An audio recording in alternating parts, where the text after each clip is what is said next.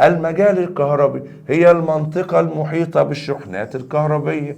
هي ايه الشحنات الكهربية؟ الشحنات الموجودة على الجسم المشحون. خلاص، يعني المنطقة المحيطة بالجسم المشحون او المنطقة المحيطة بالشحنات الكهربية. تمام. ويظهر فيها تأثيرها دون اتصال.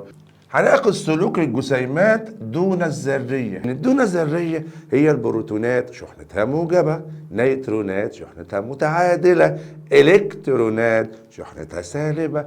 انا عايز اشوف بقى لو حطيت الشحنات دي في مجال كهربي ايه اللي هيحصل. هو ده الغرض من النشاط بتاعي، سلوك الجسيمات. يعني الجسيمات دي هتعمل ايه؟ الدون ذرية في المجال الكهربي. بص يا صديقي، هنعتبره ده جسم مشحون بشحنة موجبة اهو، والجسم ده جسم مشحون بشحنة سالبة.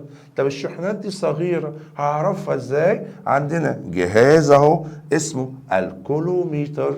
كولوميتر جاي من نسبة للعالم كولوم، هندرسه كمان شوية. كولوميتر، يبقى اذا الكولوميتر ده بيقيس لنا الكهرباء الضعيفة. تمام. البروتونات الموجبة تنجذب نحو اللوح السالب، الشحنة اللي هو مشحون بشحنة سالبة. طيب الإلكترونات السالبة هتنجذب نحو اللوح الموجب المشحون بشحنة موجبة. طب النيترونات لا تنجذب لأي من اللوحين. وبكده قدرنا نعرف سلوك الجسيمات الدون ذرية في المجال الكهربي. بص من الآخر، كل جسيم بيروح على اللوح اللي عكس شحنته. الموجب هيروح عند السالب، واللي هو سالب هيروح عند الموجب، والمتعادل كما هو.